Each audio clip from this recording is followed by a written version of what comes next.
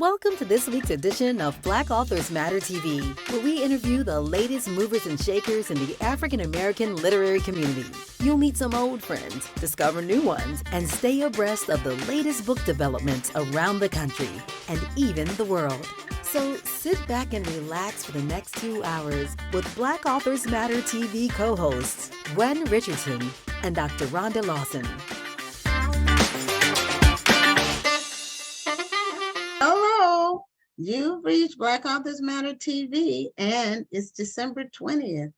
I'm your host, Gwen Richardson, and my co-host Rhonda Lawson will be joining us later in the show. I hope you all have had a good week. Christmas is almost here. It'll be Sunday, and if you've got any last-minute Christmas shopping, you only have a few days left. So we have a very exciting lineup once again for the show, and a couple of housekeeping notes. And also our first guest, Lynette Khalfani Cox, is unable to participate this evening. She had a medical issue, so we will try to reschedule her for a future night. So one thing that we're going to do in the time slot that she was in, because I was going to ask her about this topic, is talk about some of your financial tips for 2023 or to end 2022, some things that you're doing with your finances or you hope to do next year to, we can always improve our financial position. So that's one thing that we're going to be doing in this time slot. So I wanted to let you all know that the National Black Book Festival for 2023 is scheduled. The registration for authors opens January 1st. And we already had some people sign up before we opened registration. So I'm expecting it to be very well attended, and the spaces are going to fill up fast. People are very excited about attending once again. And we have confirmed our first featured author for next year that we've confirmed. We're looking at some other guests, but Kwame Alexander, who's a best-selling author, he's already confirmed for 2023. So we're excited about that. So the photos from the festival, we're still posting photos. We had over 300 photos, and we post a few a day. If you go to our Facebook page or our Instagram page, you will see the photos. Another item I want to mention is, if you have had a chance to tune into the series called Kindred, it's on Hulu and is based on the book by Octavia Butler. Check it out. I haven't watched the whole thing yet. I watched the first 4 episodes, but it's very interesting. The book came out in the early 2000s, I think, because I read it years ago, and I need to reread it so I can refresh my memory about the storyline. All I remember is the lady went back and forth in time from present day to slavery time, but I don't remember the details of the other part. And so I want to go back and read the book to see how closely the series matches the book, because the things that are happening, I can't remember any of what's going on. But if you all haven't had a chance to look at it, the acting is very good, and the way they've done the production is very good too. So that's the other item. We are giving away 2 books tonight. So I'm going to show you the books. I'm going to tell you the trivia for the books, and then we're going to see who wins those. And Rhonda normally does this for me, and so I'm having to do 2 things, but until she comes on, I'll be doing that. So the first book that we have to give away is called A Broken People's Playlist, and the author's name for this book is Shamika Garrix, Garrics. This book comes out April of next year, so this is an advanced reading copy, several months in advance. And the trivia question for this book is, the author was born in what European city? So the book is called A Broken People's Playlist, and the author is Chamika Garrix. So if you get the answer, is what European city was the author born in? That's that one. And I need to, because I want to be logged into the online on the site for the show so I can make sure I know who answers. Next, we have this book, We Matter. This is a book that came out a couple of years ago. It's We Matter, Athletes and Activism. The author's name is Etan Thomas, and he's a former NBA player, and he interviewed several athletes for this book. The trivia question for this book is, how many years did Etan Thomas, and his name is right at the top, how many years did he play in the NBA? So if you answer those trivia questions correctly, you will receive a copy of the books. So let's see if anybody answered already. We have some people who've logged on. Our regular crew that always logs on early is on. And hello, everybody. Lydia Bruce says Merry Christmas to everyone. And Mary Evans says hello. Deborah Thompson is saying good evening. And Tony Benita says good evening, ladies, too. So I want to talk about, because this is what I wanted to talk about with Lynette Khalfani Cox, some financial tips that we can all utilize as we close this year and as we go into 2023. So I have a couple of them, and then I'm going to, if you all want to type them in to the comments, then I will read each one that you're saying, and then feel free to engage back and forth so we can all learn from each other. So the one that I have, a friend of mine made me aware of this.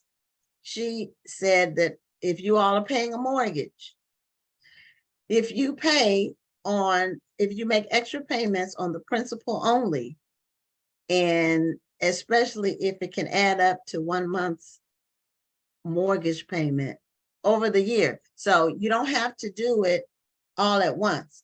You can do $50 a month to your principal, or $100 a month to your principal, or you can make one lump sum payment of a month's payment toward the principal of your mortgage. She said that will cut your mortgage years by 7 years. And everybody can use that. So I have started utilizing that advice already and plan to continue using it throughout the year. So another tip that I have, I know that there's been a pause on student loan payments for almost 3 years now because of COVID. And there was an effort for student loan forgiveness, which is being challenged in the courts. I personally do not think that it's going to be approved, because based on our system of government, the President of the United States doesn't have the unilateral authority to make that kind of expenditure. The president doesn't have the power of the purse. The Congress has that power. So the Congress would need to approve it. Otherwise, it doesn't happen. That's not the way our system works. But in the meantime, those who do have student loan debt, if you are paying, even though the payments are paused and all that, but if you paid the interest while this pause is on, at least you won't have that to pay once the pause is off. So when the pause is off, you're going to owe it anyway. But if you start making those payments on the interest now, then you won't have to pay that later. So that's a tip that I want to give people. So now I have, Mary said something about refinancing her house. Okay, I think she said the same thing I did. She was refinancing her home a couple of months ago before the interest rate went up, and she was able to pay off all her revolving debt with the exception of her house note. She's debt free. Yeah, being debt free. because the thing about debt, it's easy to get into and hard to get out of. And anybody can tell you that has it. It takes a long time to get out of debt, if ever. Some people never get out. So if you can, now it's not a good time to refinance a mortgage now because interest rates are going up and the Fed keeps raising the rates. So we were fortunate. We refinanced while they were still low before they started raising the rates. But now unless you have something that's over 8%, which is high, then it's not worth it to try. It's better to wait and see if it goes down. That was what I would say, because it's, you need to save at least a point or two if you're going to do a refi to make it worth your while. Anyway, that's what Mary said. And does anybody else have any other advice out there for financial advice that they want to lend to anyone? I'm checking the comments. Now, also on these two books, I don't want to forget, if you answer the trivia questions correctly, and I don't see any answers yet for either of these books. Let's see. Now, what Mary said, DI, what does that mean? I don't know what she means by that. She's saying DI. And Lydia, you said Port Harcourt. I don't know what that is, but that's not an answer to anything. So this person was born, this author, Shamika Garrett.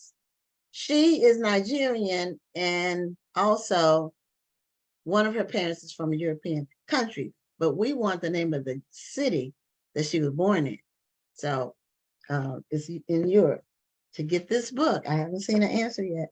And then for him, how many years did he play in the NBA? Etan Thomas. So I haven't seen an answer yet. Now, Mary says her interest rate when she refinanced was 3%. And that was the same for us. We refinanced at 2.99.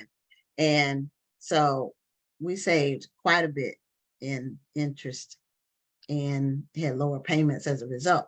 So if you're able to do that, and I have another tip. This is a small, but small dollars add up to big dollars. And so when you were thinking about, sometimes when you think about, I'm only going to save $5 or $2, it adds up. So I encourage people not to use an ATM if they can help it, if there's a fee charged, because you're paying to access your own money. And what I do a lot of times when I need cash, now this is something you can do at Walmart. I don't know if you can do it at other stores, but I go to Walmart, I do self-check. And if I have, if I need $300 in cash, this is what I do. I go to Walmart, I go to self-check. If I get 3 items, which I don't shop a lot at Walmart. So normally when I'm there, I'm only there for my bank. but if I'm getting several items, I'll do self-check and do them. If I have 3 items and I need $300, I'll do 3 different transactions. They let you get $100 cash back. It doesn't cost you anything. And then you have the cash. So, those ATM fees in a year's time can add up to, $100 or more, depending on how often you get cash from the ATM. So that's just one other tip that I have. And Mary says she knows the city for the book, but she didn't put the whole, you have to put the whole word. You have to put the whole word. Mary, I'm not giving away any books without a complete answer to the question. So these 2 books are there. Now, Rhonda has said she's having some technical difficulties, and that's why she's delayed with coming on.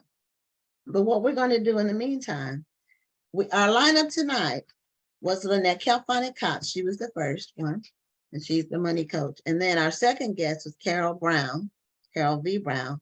She's the author of the Harriet Tubman inspired book that she came up with. It's for young people. Then Renee is the author and founder and CEO of Renee Publications. She has several authors under her umbrella. And then our final guest is Dr. Vernet Nettles. So she's a religious faith author, and she'll be our final guest. So let's see. So we're going to go ahead. What we're going to do, we're going to go ahead. Karol Brown has signed on early, and I hope she didn't just sign on and then walk away from the computer. But because we have the first guest wasn't able to come on, then we're going to go ahead and bring on our second guest early. So Karol Brown, welcome to Black Authors Matter TV. I know you're on, because I texted you about your time, but our first guest had a medical issue. She wasn't able to do her interview. So since you were logged on, I said, we'll go ahead and log you on early, and you'll actually get a little bit more time for your interview. Okay, that's fine. Thank you, Gwen. Nice to be here with you today. Yeah, so welcome to Black Authors Matter TV.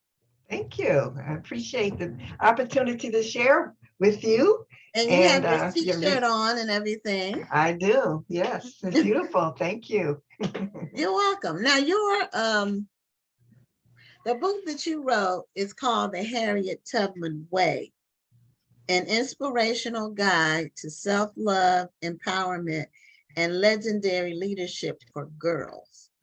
That's so right. First, what made you zero in on Harriet Tubman as your focus? Well, Gwen, actually, Harriet Tubman's been a part of me for over 20 years. Okay. I discovered her some time ago when I was planning the Black History Month program. I actually saw the movie with Cicely Tyson, and you know how she played Harriet Tubman in A Woman Called Moses. And that movie just struck me. She did such a great job, but she shared a parable in there that I had never heard before associated with Harriet Tubman. So that started me doing some research. And then I found out so much that I didn't know about Harriet Tubman. I'm sure other people didn't know. Like she lived to be 92 years old, that she was not just a scout or a spy and a nurse in the Civil War. You know, those facts that people don't get because they stopped with the Underground Railroad for learning about Harriet Tubman. So this is actually, I've been portraying her as a 90-year-old woman sharing her life stories. So this is my second book about her, actually. The first one was 30 Lessons in Love, Leadership, and Legacy from Harriet Tubman.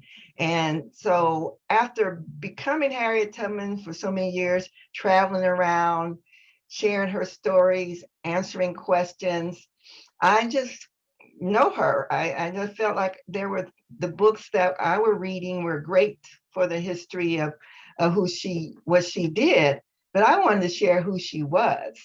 So my books look at her qualities that made her a leader.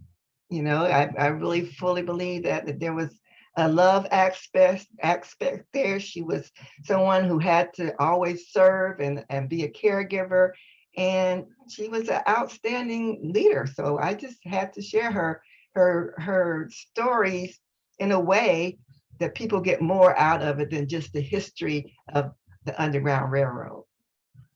Yeah, with our ancestors, and especially those who are well known, a lot of times their life story ends up being encapsulated into one or two things, which is what you're saying about Harriet Tubman.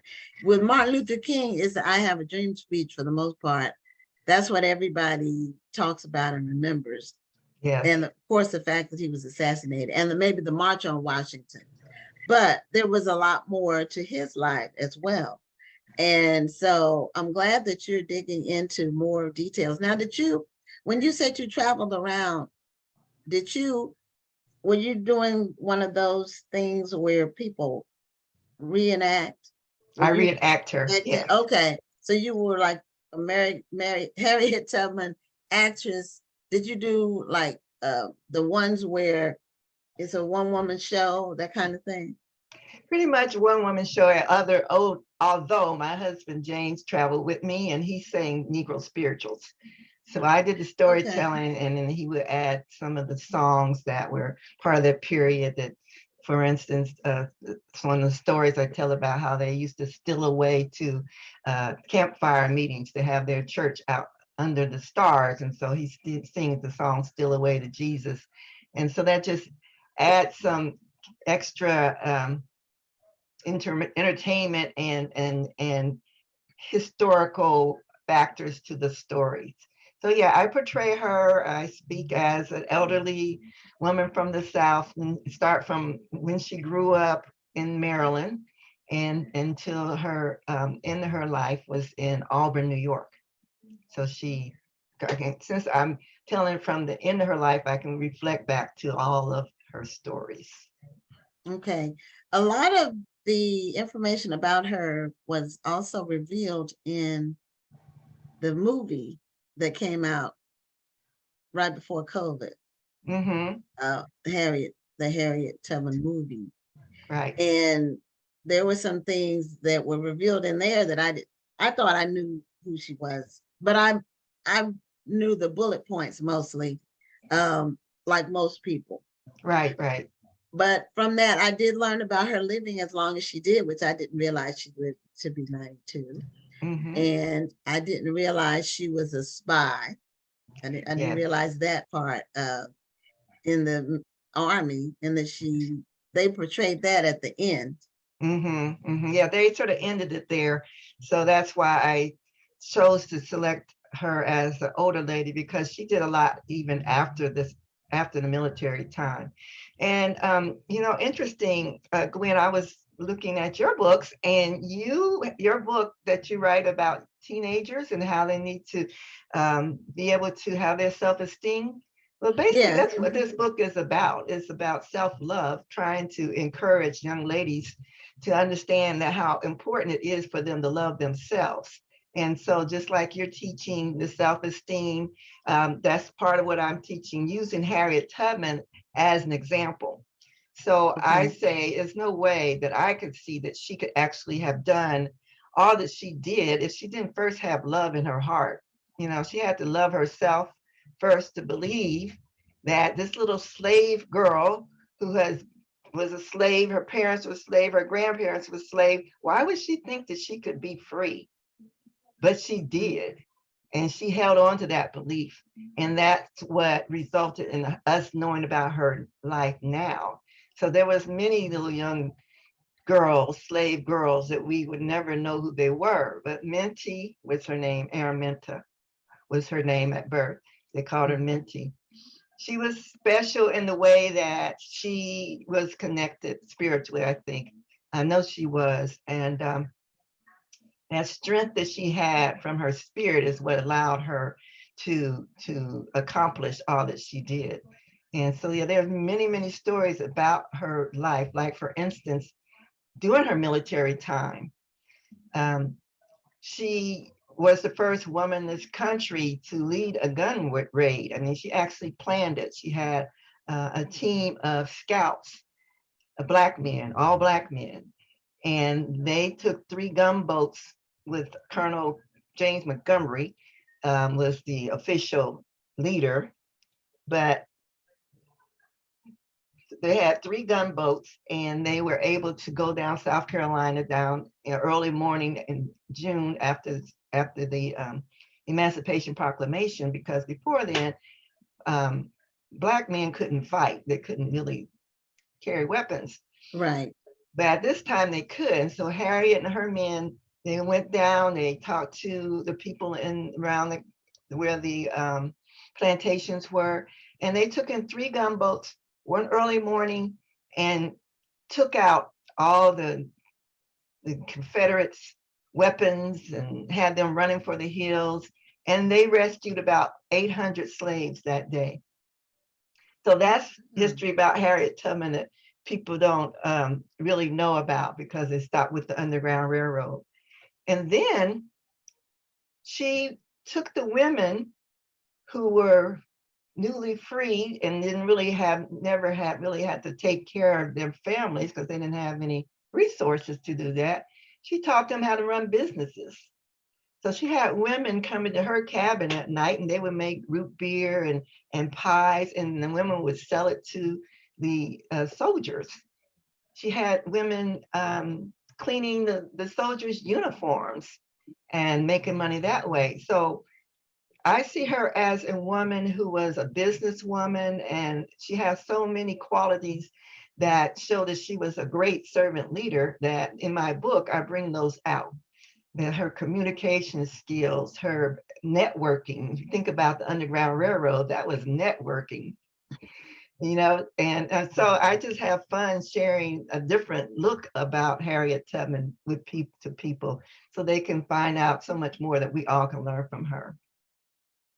So what did you use for your sources of information? Because I don't know, but Black newspapers weren't published that far, were they? Were they Black? How did you? Frederick Douglass had a newspaper. Frederick Douglass had a newspaper back Okay, then. what year was his newspaper? What? Well, I don't remember exactly what year, but he met. It was before the Civil War. Yes, Harriet escaped when she's about 24, 28 years old, and it was like 1848, something like that.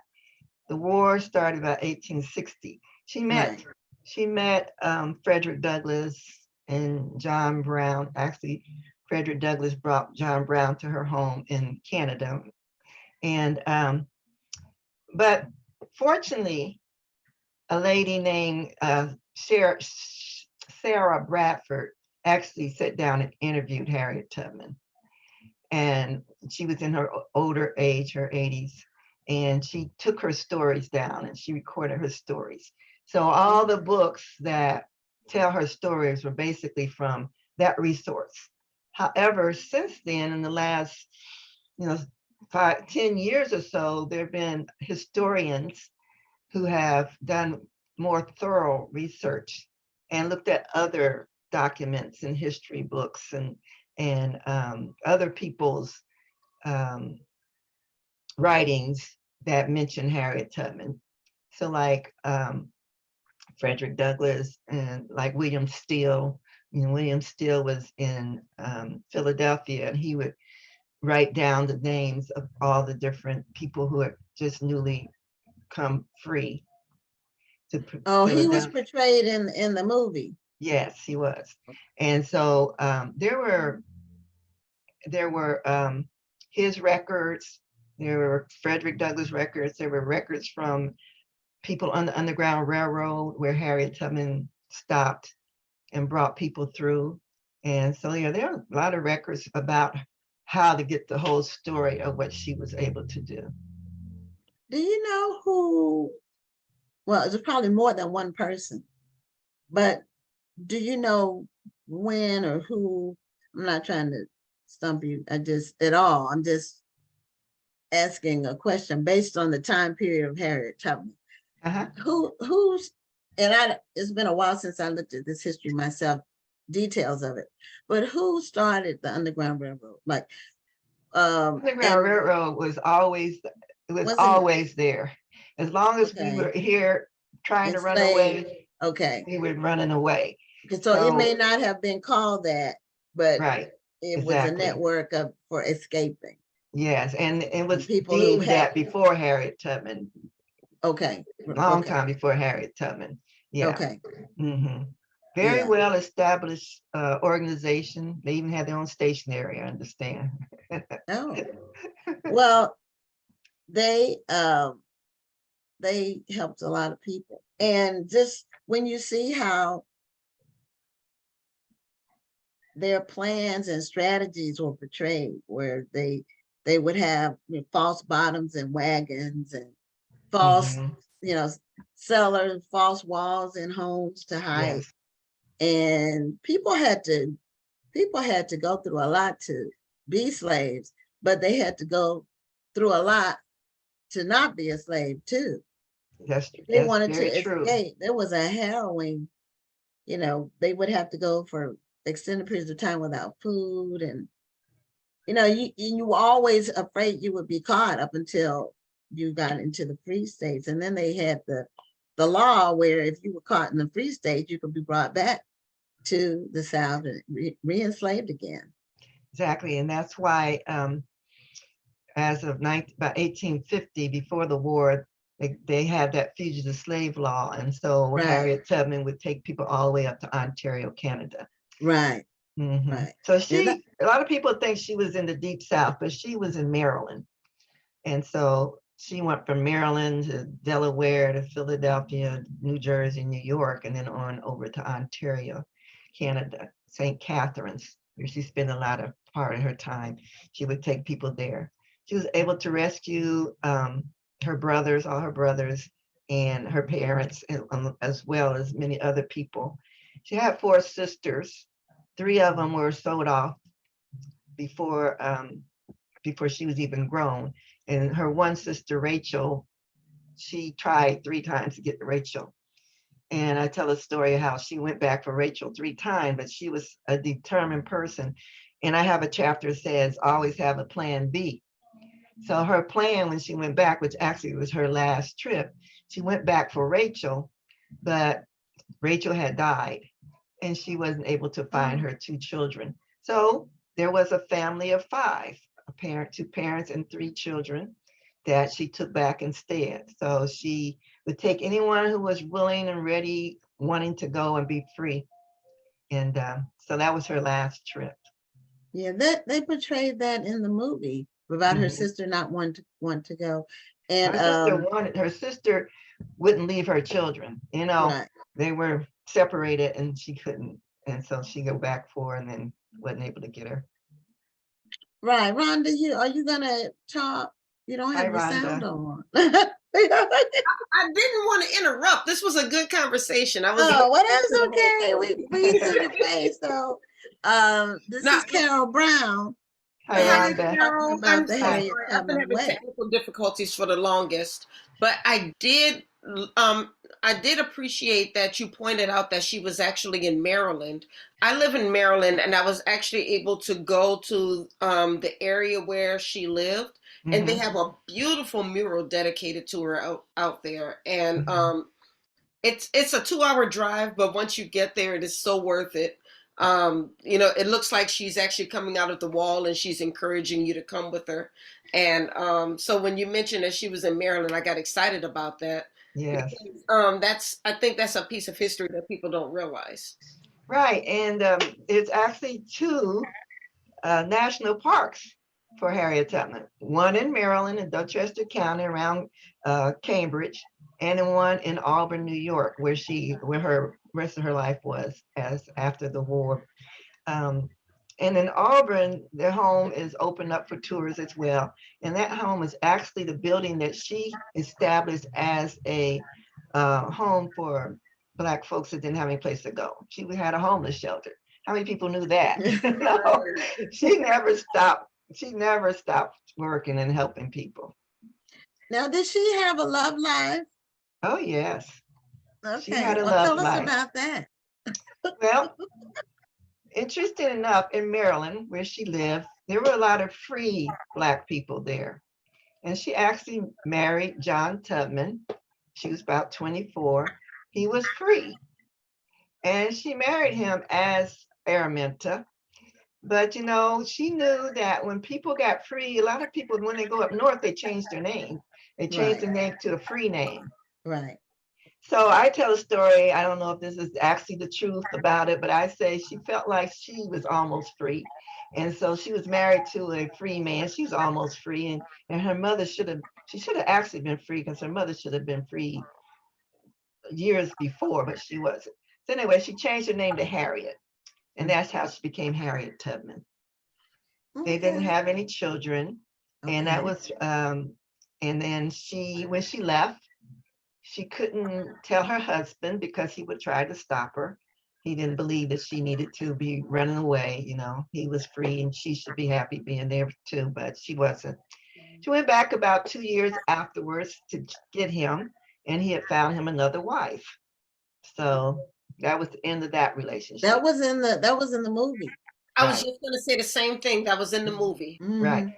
I don't think they added that later on. She did remarry. And she remarried a man named Nelson Davis. She was 48 when she married Nelson Davis, and he was 28. Oh, Oh. a cougar. Who knew? Who knew? Harriet was a cougar. Yeah. Yeah, they were married 18 years, lived up in Auburn, New York. He died from tuberculosis. So she took Oh, care of okay. him. Yes. Okay. So your book that you've written, Yes. is it points? Do you have a list of things, points, I traits? do. How do you have the book organized? So it's organized. And first, this book is written for girls, but it's written for a to be gone through like a curriculum. So like Okay. mother, grandmother, mentor groups at church or whatever. Because I really believe that the lessons are important. That our girls need to learn that they have their own strength in their love for themselves. And when they can unlock that love for themselves, they can rule the world. And I really believe that when we can change the world just one girl at a time, one girl loving herself with the compassion for herself that was spread to others. So I have three parts in the book. The first one is love in actions.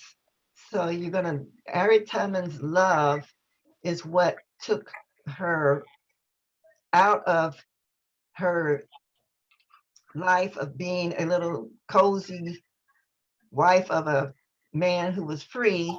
I don't know if it's really cozy, but she had to spring into action. She was about to be sold, and she said, "No, I'm not going down the deep south. I'm not going to be a slave anymore." She felt that she deserved the right to be free or die, and so she made sure she was free. So that self-love is important. That's the first thing we talk about. Then self-empowerment, that once you realize the strengths that you have, the powers that you have, how to use them. And so how to strengthen that ability to do what you want. So things like envision your dreams, know that the world is out there for you to obtain. Learn to listen and learn. Harriet Tubman couldn't read or write. So I tell the stories of how she sat around rich white men in their homes, listening to these professors and attorneys and doctors give their philosophy. She and John Brown and Frederick Douglass. So they would have her tell her stories too. So she told them what it was really like to be a slave. And it wasn't like Uncle Tom's Cabin, the movie or the play that they might have been seeing. She gave them what it was really like to be a slave. So she empowered them by telling her own stories and help them understand more why they need to do what they need to do to help us, help her people. And then to become a legendary servant leader. Mm. So in service, being part of a community, being part of giving back, be a part of building strong teams that can make big projects happen and things come to fruition. So that's the three things I really try to teach. First, that self-love that's going to be felt not just within yourself, but you have to, once you feel that love in yourself, I believe that gives you more compassion for others. And then to know that you can do whatever you want to do, as long as you have that that determination, that strong faith, and that behavior that takes you into action to make the changes that you need to be made. And then when you do all that and you follow your passion, your dreams, then you should be leaving a legacy that others will remember you by. Hmm. Now, for her to not be able to read or write, what tools did she use? And she did so many things and took so many trips back and forth without the reading and writing ability. So how did she communicate? So that's one of my couple of my chapters is communication skills. You know, our people were very intelligent and they were very resourceful. So, I also use my book in the classrooms. Right now, I'm actually using the first book, which has the same listen and learn. So she was a good listener, and she picked up information, and she would ask questions back, and she would be able to, you know,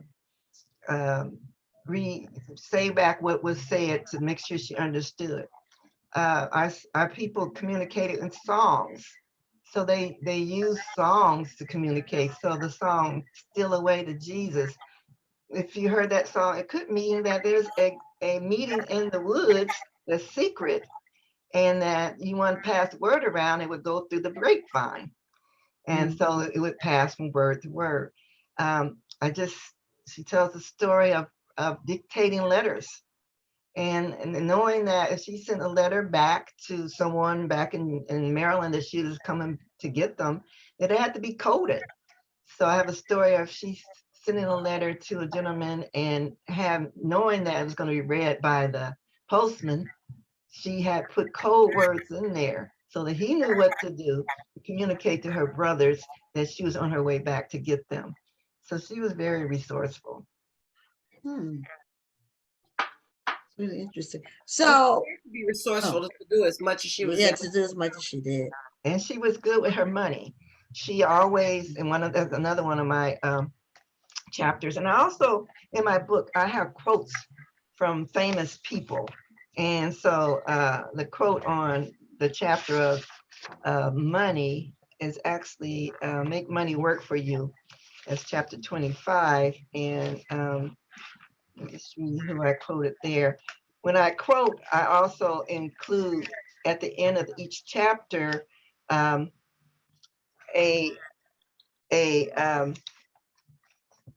discussion questions. I also prompt them to journal.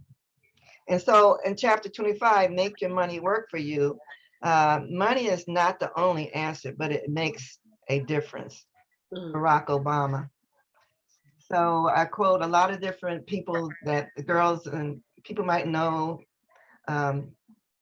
in different aspects of life. All of them are African American or Black anyway in this book who I quote. So for instance, with that chapter, I tell about how she saved her money. She found ways to work extra hours when she was still a slave, so she actually got paid some money, and she saved that up for trying to escape. But once she was free, whatever job she had, she saved her money so she could go back and get people.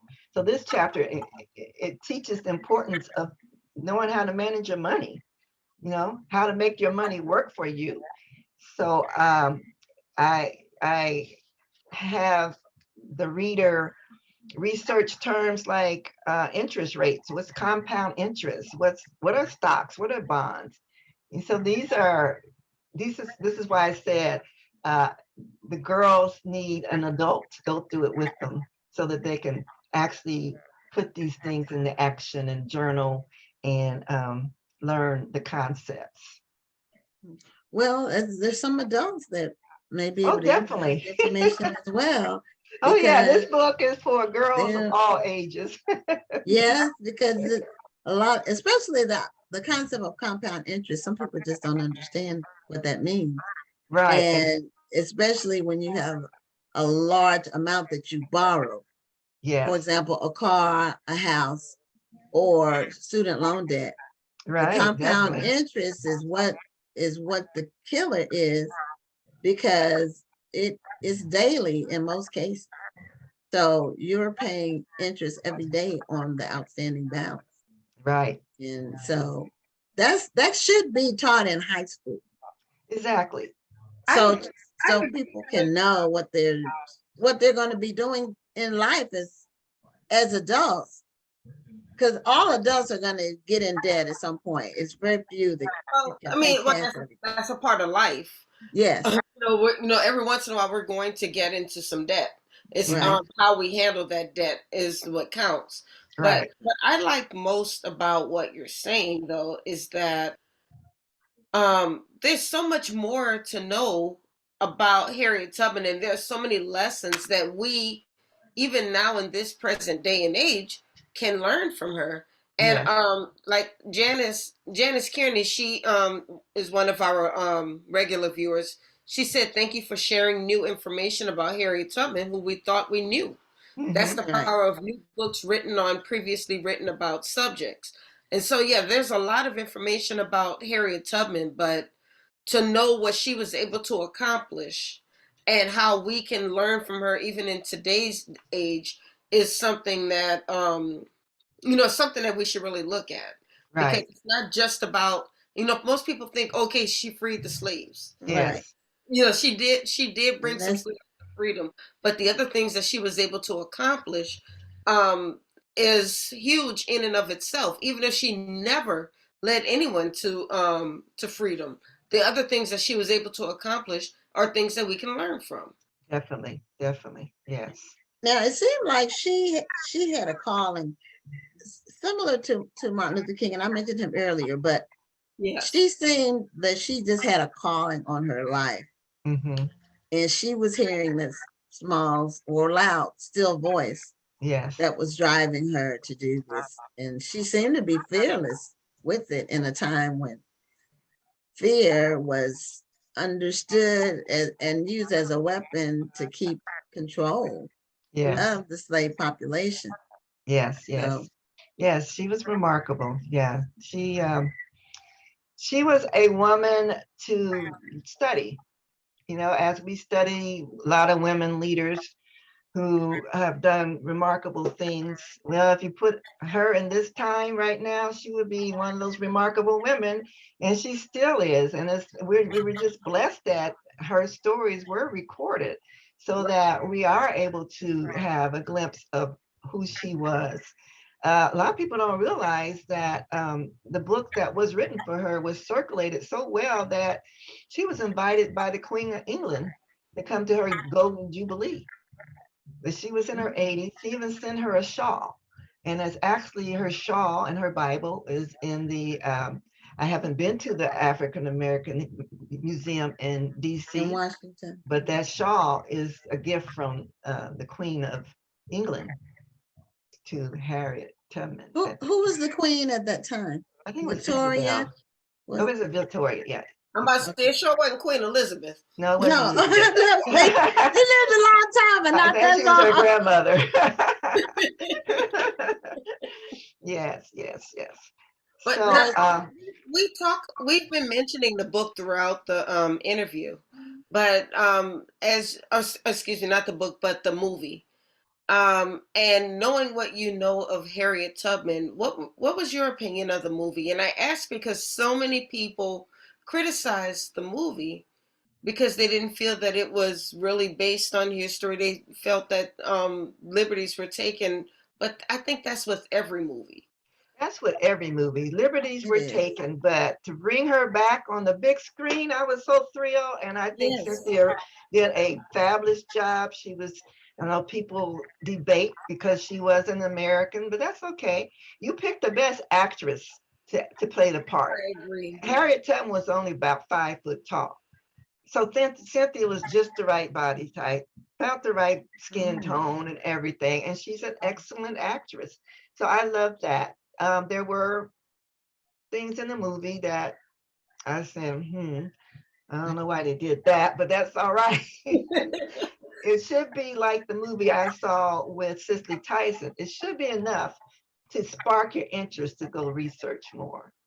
And that's the way I look at every movie that's based on real life. I Mm-hmm. don't believe that everything in a movie is going to be um, just like real life, but Exactly. it sparks enough interest in me to read up on it. When I was watching The Crown, I watched all 5 seasons of The Crown, and every time something sparked my interest, I researched it. Did this really happen? Did that really Mm-hmm. go that way? And Right, I think right, that's what right. we should do with every movie. Yeah. Don't take everything that you see in a movie as gospel, but take that as motivation to learn more about what really happened.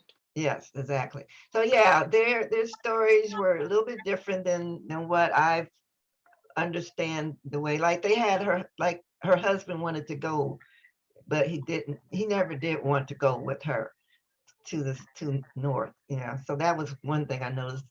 And Okay. some of the characters they added, they added to. I don't know if any information about the man who was supposed to be her owner to actually, follow her and track her down and come face to face like they did at the end and things like that. Okay. But it just made it exciting, That was for dramatic purposes. Yes. They had to have some kind of direct conflict. Yes, they did. So that was, but I think overall, I saw it twice. That's what it is. It was not a biopic. No, it was. No. But I saw it at the theater, and then my church showed it at church. Sometimes they'll show movies at our church, and during Black History Month. And if my recollection is correct, it was the February before COVID when they showed it at church. So it was already like a year old, I think, then. Okay. The church will, my church will show movies, they can't show ones that are in the theater. So well, I'm fortunate enough to see it before all of y'all because I saw it at the not the Black Film Festival, but I saw it. Can you hear me? Yes. Okay. I saw it at the New Orleans Film Festival. They gave us a pre-screening before a lot of other people saw it, and I thought the movie was amazing. But then when the masses got to see it, they had all of this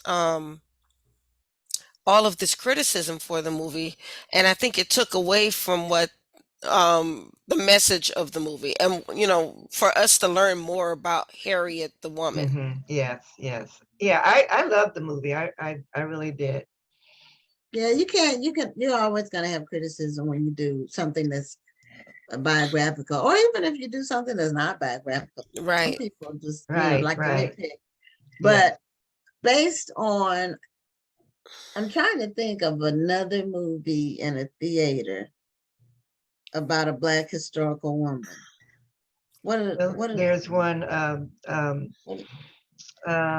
Lady Sing the Blue, and there's Aretha Franklin too. I want to see a movie about Sojourner Truth. That's what I want to see. Yeah, we don't know much about her. I have to keep you informed because actually there's a lady that does Sojourner Truth in Detroit area, and she and I are talking about putting together a little conversation between Harriet and that would be awesome. That would be. We'll probably do that on Zoom. When are you going to do that? Probably in the next few months. We're talking about trying to get that. I will. Yeah. I don't know if you have it, but I like to show the cover of my book. No, we wanted you to show the cover. Yes. Now, history on this cover is that this picture, the younger picture of Harriet Tubman, was found about 5 or 6 years ago, maybe a little more than that, and verified that was how Harriet Tubman looked. William, this is an image. My daughter's a painter, so she painted this. Wow. Okay. Nice. And we have the elderly Harriet Tubman reflecting on her life with the younger Harriet Tubman, and so that's very special to me. But this is the last picture of Harriet Tubman, the older picture. Now that one I've seen. I think that's probably one a lot of people have seen. Yeah, that's probably about the last picture of her. Yeah, so she is a part of me now. Everybody, I don't know if I mentioned I was in Washington State when I was doing most of that traveling up in Washington, Seattle area. This is the young Harriet. Oh, okay. Now was she in the Washington area? Not DC or Washington DC? Yeah, she was in Maryland. I lived in Washington State. Yeah. Okay. So most of my traveling around presenting Harriet Tubman was in that part of the country. Oh, okay. And it's very interesting that it's a lot of all white communities that we traveled in, and they love her. The kids in school just love Harriet Tubman. And so being that there was minority, the African American communities were smaller, we did get a chance and enjoyed having presentations at churches and colleges and things and libraries, and I still do that. But now I am more interested in sharing, instead of just going and do a performance as her. I want to share who she was and what we can learn from her in more detail. So I'm I'm doing lectures, and I actually recorded all of my stories. So I also have a Harriet Tubman movie. So it's not out yet, but I use those clips as part of curriculum so that my books can be taken to schools. And if I'm not able to be there, they still have me portraying her. You can go to YouTube and see some videos, or my website, just to see how I come present the elderly Harriet Tubman. Well, we did put your website and your book link in the chat Thank for you. anybody who wants to follow. Thank you. And so what's next? What do you have next on the horizon for Harriet Tubman, or whatever you're working on? Harriet Tubman Day, which a lot of people don't realize, is March 10th. She died on March 10th. And so Okay. March 10th is the day that Eastern Coast, especially Maryland, New York, Pennsylvania, that area, recognized that as Harriet Tubman Day. Actually, when President Bush, the first Bush, was in office, he did an official Harriet Tubman Day. I don't know if it lasts more than a year, but I take it as it was forever. March 10th.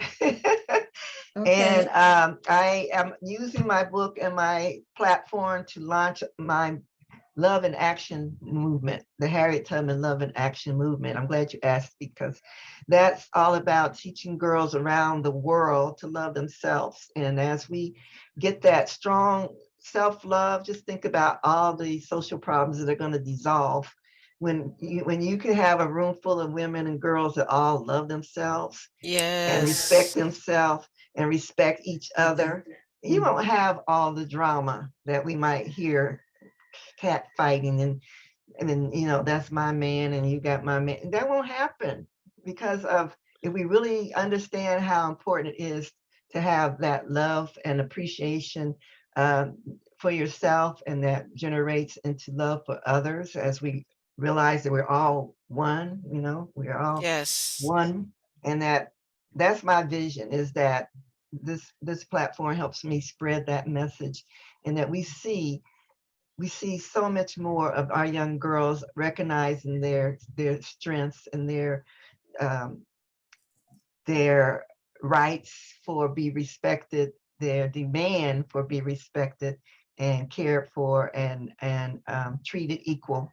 And not just the young girls, but like we said, all of us need to hear these messages and be reminded and work together.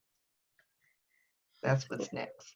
Right. So people can get the book on your, which website should they go to? The HarrietTubmanWay.com or CarolVBrown.com? There's Carol V. Brown is my website. Yeah.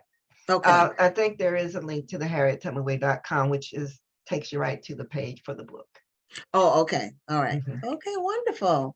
Well, thank you so much for doing all that amazing research to tell us all about Harriet Tubman and inform us about some things that are not widely known about her, and get us past just the little blurb about the Underground Railroad and Moses. They called her Moses as well. But there's more to her life than that. Yeah. And thank you for all the work that you've done over the decades to make sure that people don't forget. Amen to that. Thank you. Thank you, ladies. Merry Christmas. And the same to you. Christmas Happy and holidays. Happy New Year. Thank you. Happy New Year. Thank you. Thank All you. right. Bye-bye. Bye-bye. So before we bring on our next guest, we need to see who won the book. I know Lydia won this Well, Lydia one. said Dublin. Yeah, it's Dublin, Ireland. Yes. So this is the book that Lydia Brew won. Mm-hmm. And we're still, I don't think we got anybody for the book about the athletes and activism. No. Matter. Etan, how many years was Etan Thomas in the NBA? So it's a number. So it's a number. How many years? So we're going to go to our next guest, and it's Renee is the author, founder, and CEO of K. Renee Publications. Okay, come She on, K. has Renee. several authors under her wing or umbrella, whichever one you want to use. And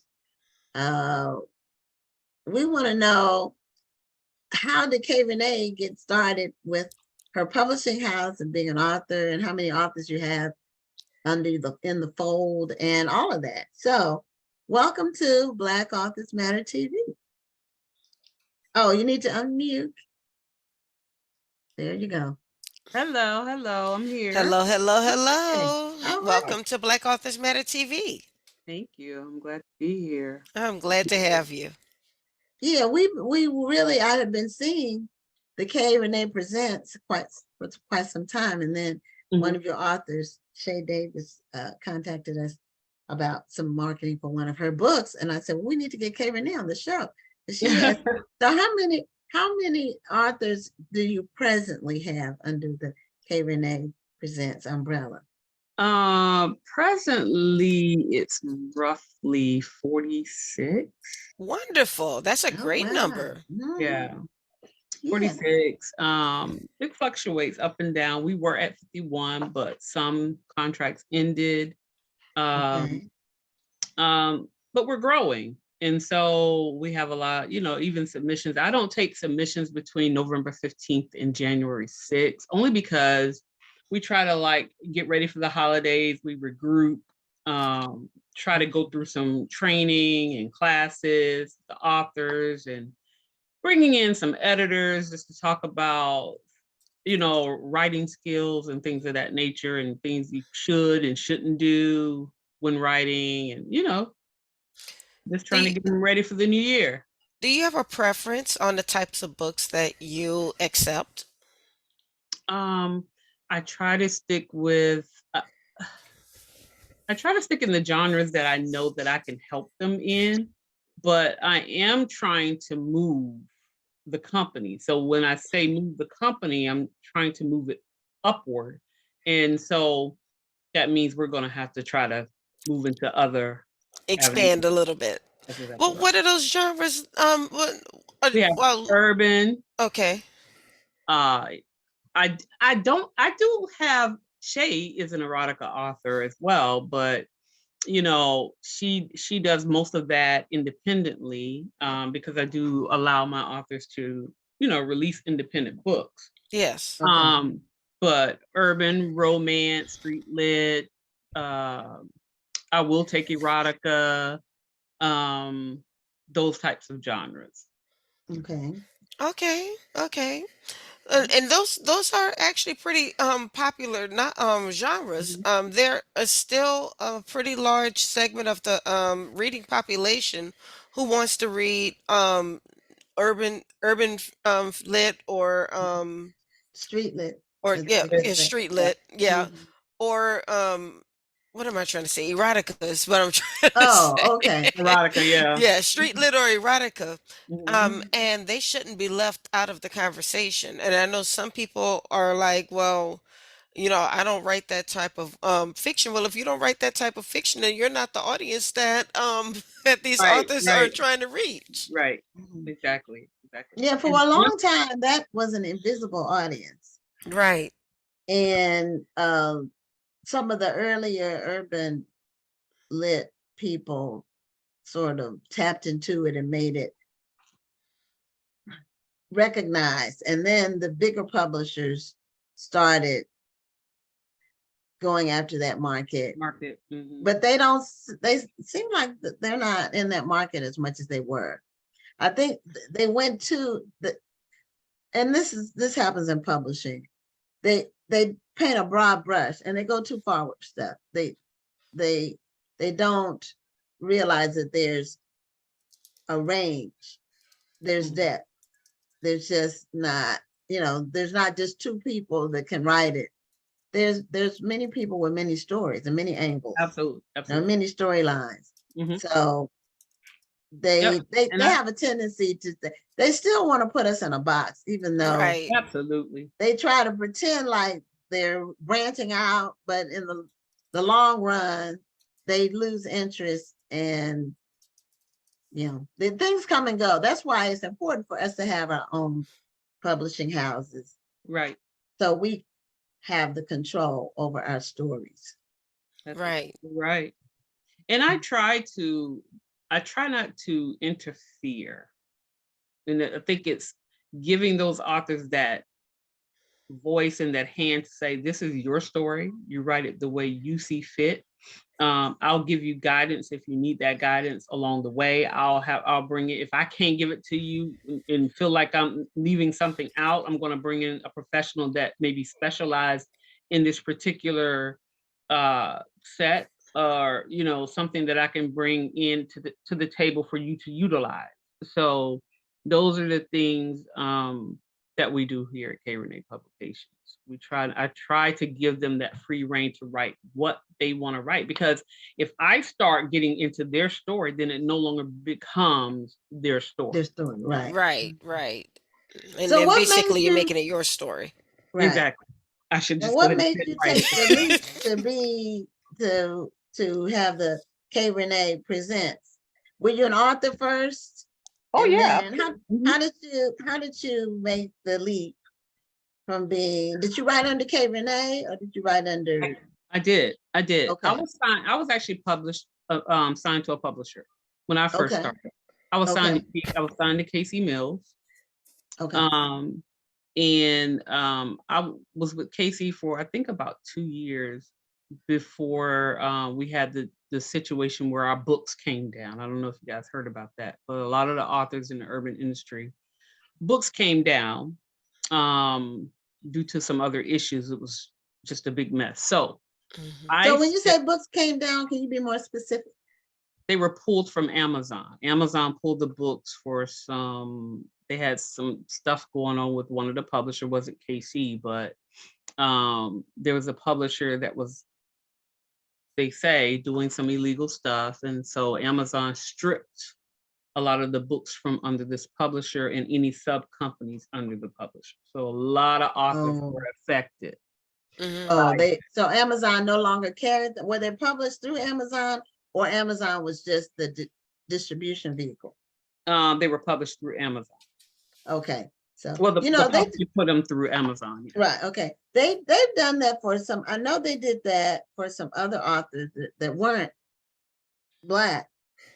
They had a situation where people were putting the table of contents at the end of the book to try to do an end run around that KDP, the page count. So people would go to the end of the book. That would count as them reading a the page. whole book. Mm. And people work really hard to do things wrong. They do. Amazon got wind of it and their stuff came down. Yeah, it was. Now, I would have never thought to do anything like that. Yeah, right.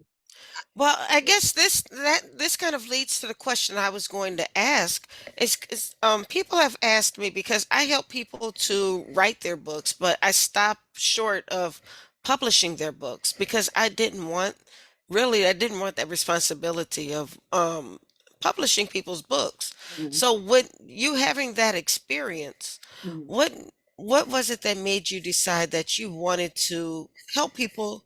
You wanted to be a publisher, knowing the experience that you had. That was it. I wanted to do things outside of the box. I said, okay, it has to be a way that we can all come together. We can help people. I knew I had, K. Renee had a big fan base. So I knew that if I could help somebody else get to where I am, and I, didn't make any promises. Say, listen, you have to show and prove. But I'm sure I can help you get to a place where you want to be. I can put you in a place where the fans are there for you to go and get, but you have to do the work, because the fans aren't just going, okay, I'll give you a try. But if you give you a try and then this happens, and they may not like you, so I can't. Right. They may not like the style of writing, so you got to show and prove. But that was just one of the things that wanted, and why I did it. And then I had somebody who was like, just people just pushing me, sis, you'll be a great publisher. You should do it. You should try it. I was like, oh, I don't know if I want to be responsible for somebody else, but I'm doing good on my own. So, but I'm not a selfish person. So I knew if I could help somebody, I would. Then Right. I started and it just kind of took off. Everybody wanted to sign or was reaching out. I haven't any of the authors that I have on my roster, they actually reached out to me. I didn't, go search for any authors and say, listen, come sign to me or any of those things. I let them come to me. They come in their time. So when we first started out, it was Shay was one of the first authors that signed to my company. I said, well, it was going to be the 5 of us. It was like 5 of us at the time. So I was like, it's just going to be the 5 of us. We're going to do good. We're going to go out here. And then it started growing. My authors started coming out for the first time, and they were going straight to number 1 on the charts. And so I guess that pulled other people. Well, let me go, I want to go over there and hit that number 2. So that kind of brought them on. And then I did something out of the norm. I was talking to my staff and I said, listen, and I was talking to my publicist at the time. I don't have a publicist anymore, but I was talking to my publicist. I said, listen, I want to do something outside of the box. And they said, well, what do you want to do? I said, I want to go to Times Square. I want to be on a billboard in the middle of Times Square. Renee. And then I thought about it. So, well, you might as well bring the company. So my authors, if I go, my authors go too. So we ended up in Times Square on one of the largest billboards they had. Okay. And how did you know when that paid off for you? Sometimes you have to take a gamble on things. I think that billboard was a gamble. Of course it is. Yeah. But what I did see was a spike in sales shortly after. And I felt like that had something to do with it. I also went into New York City Transit. So when I did the billboards, I said, I'm just going to take over New York for at least. And yeah, I think the transits are a huge way to reach your audience, because what do people do when they're sitting on the bus or the train? They're looking at the Yeah, they're looking at signs. They're probably reading a book. They're pulling out their phone. So if they see a sign that looks like a good book, maybe they scan that QR code or they search for that link, and next thing you know, they've downloaded your book and they're reading their book while they're on the train. That's exactly right. That's exactly right. And I did it in Atlanta. Okay. I just kind of moved around. I do it sporadically, so I haven't done it in this year. But you Where never are know. you based? I'm in Delaware, right outside of Philly. Oh, okay. Okay. So you're not that far from New York. Nope. Well, you're not that far from me either. Her You should either. come visit me. Or the DMV. You're kind of like right between. Right in Closer between to the DMV. Yeah, than- that's what I'm saying. I live in the DMV. You're not that far from me either. So come on and visit. Yeah. Yeah. Absolutely. I'm not far at all. Maryland, I'm about an hour and a half from Baltimore. About a 2-hour ride, 2.5-hour ride to New York. I'm just in the middle. That's for sure. I've only been to Delaware once. I had a good friend that was stationed at Dover Airport. Yes. And I went to visit her. So I'm about 20-25 minutes from Dover. Okay. So, and I was living in DC at the time. So it wasn't that far. It wasn't that long a drive, like maybe 2 hours right from DC. Yep. Yeah. That's exactly right. It's My been daughter actually is down there now in DC working at Georgetown. Okay. Yeah, working at In Georgetown. Oh, okay. That's where I went to school. She's a nurse. Oh, okay. At the hospital. Yeah. I went to graduated from there years ago. Oh, So okay. now what are some of your challenges with being a CEO of a publishing house of multiple authors? Now, and did you have mostly females? All females. All females. Okay, interesting. Yeah. Was that something that you? Yeah. Okay. I'm sorry. Well, we were asking the same question at the same time. Mhm. I asked if that was intentional, basically. No, it Oh, was. okay. Just It's worked out not. that way. So if someone comes to me and they're a male, of course we'll take a look at them. We'll read their submissions, and if it works for us, we'll do it. I do, think probably it's easier to deal with the woman because a female author, but everybody has a right. So I don't discriminate on just because you're a man. Will it work for us? We're gonna try it, and if it doesn't work, then we'll separate. But I'll at least give anyone a try. Right. Have you ever had any male authors in your umbrella, under your umbrella? Mm-mm, Okay. not one. It's Not interesting. yet. But there is a lot of more, well, among readers is 75% female. Mhm.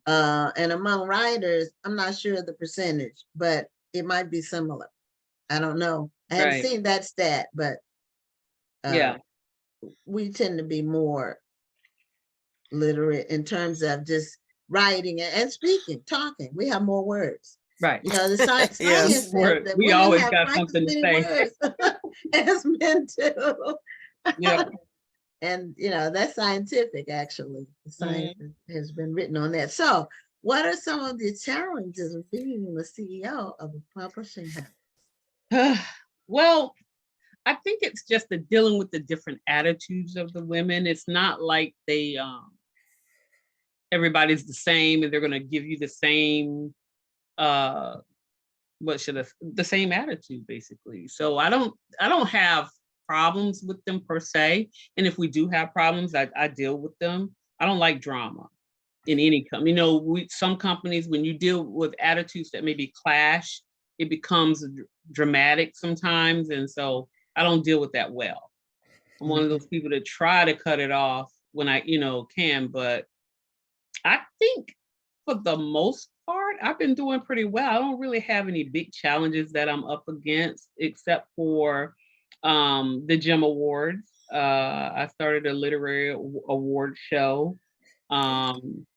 June 2023 is going to be our first awards, and so I did the nominations, and that was a challenge. And there was a lot of good feedback and some pretty good negative feedback.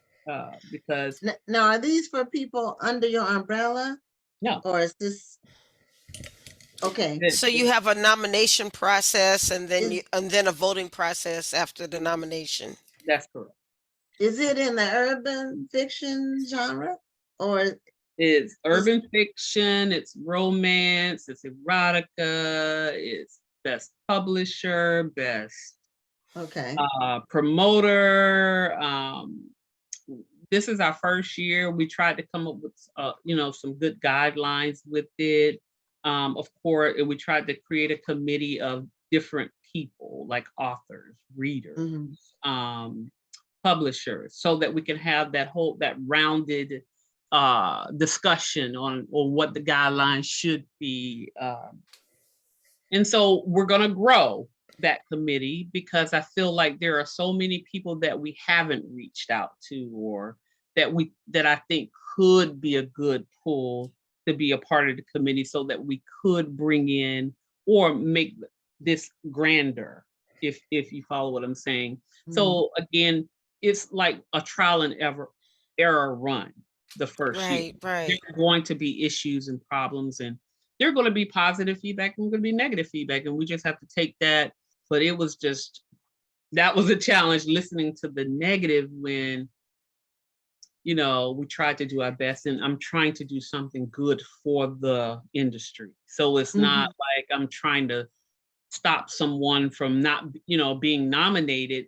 We decided to do a point system, and the committee had a lot to deal with in regards to what it takes for an author to become a nominee. And so it was just a long process, and we went through a lot, and then just to see that negative feedback, it was something to go through. Well, I think when we put ourselves out there, whether it's a podcast, an award show, whether it's a book, a movie, or what have you, when we decide to put our art out there, we have to expect that there's going to Yep. be some negative feedback. And often that negative feedback is not based on constructive criticism. It's Right. just going to be negative to be Negative. negative. Right, exactly. Yeah. And that's what we learn. And so Hmm. that's another thing. It's not, we were expecting it. It wasn't like it was actually a conversation. I said, everyone's gonna not going to like how this played out. So we just Right. wanna be ready for that. And so I'm one of those people. I just wanted to add. It was supposed to be 5 categories to a particular award genre, like best urban author. That thing ended up being 7 because I Mm. couldn't let go. I wanted more people to be involved. So that process, they had to stop me. It's like, Karen, you can't keep going. We're going to give an award to everybody. And that I think that's also the challenge about doing an awards program because you have to find a platform that's going to allow for a large number of votes. Hmm. When I got nominated for an award one time, and then after a while, I had people emailing me saying, "Hey, I tried to vote for you, but it said it was cut off." And when That's you our have problem, when you really. have certain platforms, they're going to cut off after a certain time. And so that's the problem. I want to make sure that we have a great platform that will actually count every vote. So I'm in search of that, but we're running out of time. So I really, Right. narrow it down and see who I can find and what platform is going to hold those votes and do it. Right. Yep. Well, I We love should. what you're doing so far.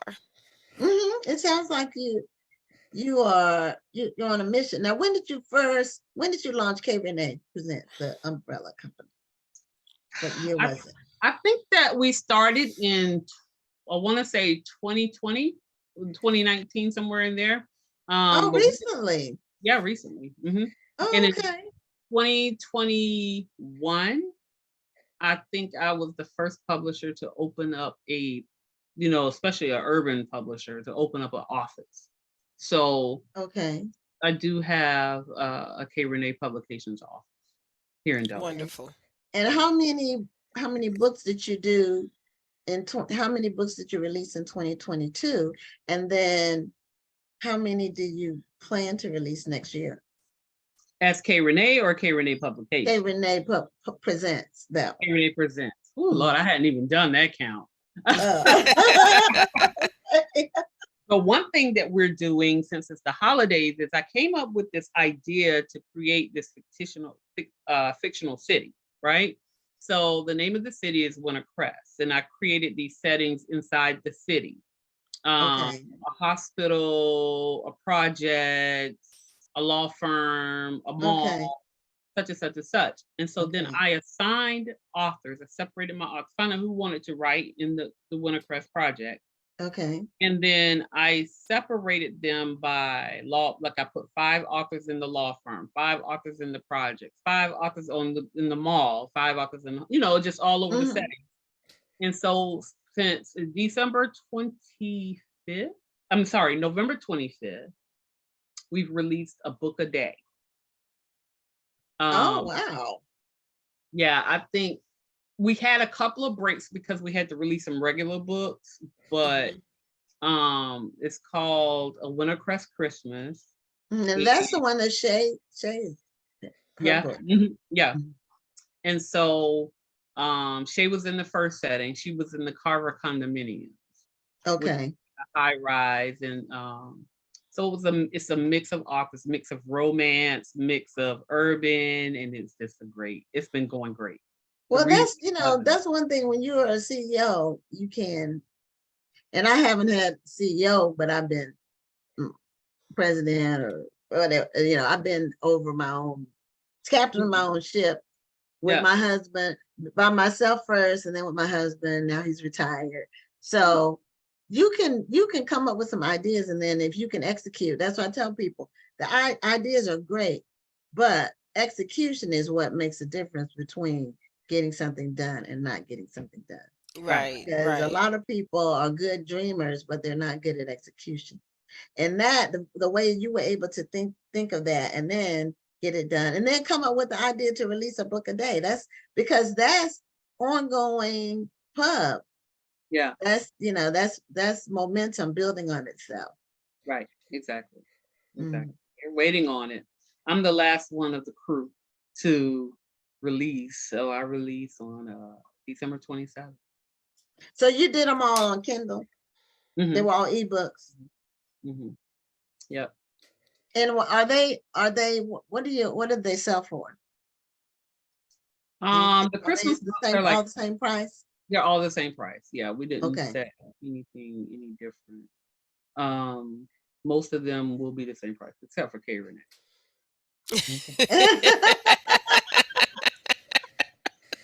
I don't think I'll be setting that. But yeah, that's a witty idea. I love to hear about people having creative ideas and putting them into action. I love that because there's a lot of people are talkers, and it's not as many doers. Right. Yeah. A lot more talkers than doers. Right. So I think that'll definitely show improve. And I try to be a leader, and sometimes you got to be able to lead. Yeah. Some people can say you're a leader and you can't lead. Yeah. You have to be willing to say no sometimes. Absolutely. Say no nicely. And that's the hard part, because like you said earlier, you don't want to be thought of as trying to dash people's dreams. Right. But some ideas that people come up with, especially if you've been around a while, you've already seen it and it didn't work, or you've seen it more than once and it didn't work. So, and hopefully you're able to explain that the reason why, the reasons why it didn't work. Right. And I think what helped me be successful thus far is because this isn't my first run at running something. You know what I mean? So, yeah. Like I have a women's organization that I'm a founder of. I'm the vice president of the Axel Adams Foundation with my uncle. He worked for Reverend Jackson, and he's an activist, and he has his own we created a foundation for him. We do scholarships, we give back. Even with K Renee Publications, I give scholarships. Oh, okay. Wonderful. What kind of scholarships? For college, I don't specifically just say you gotta have it's for literature or it's just anything. If you're graduating high school and getting ready to go to college, we want to help. Just we have our guidelines, and so even this year we're giving away 2 $1,000 scholarships. And does it have a geographic limitation? Can it be anybody in the United States? Okay. Well, I might want to get information on that, because you might not know I'm the scholarship queen. I am my best book, my best selling and most popular book, and the book that got me my first nomination for an NAACP Image Award was about going to college debt-free with scholarships. And my book includes 300 plus scholarships, and I do a new edition every year. Oh, great. Yeah, so I'm working right now. I'm working on finalizing the 2023 edition. And I can add your scholarship in there, because that's why I was asking. I try to do things that are national, because the book goes all over. And I try to do something. But Gwen, I didn't even know that. You didn't know what? Well, I didn't know. First of all, I didn't know you were doing the 2023 version already. Yeah, it comes out in January. Well, that's wonderful. And then that's something good to know, because we can promote it too.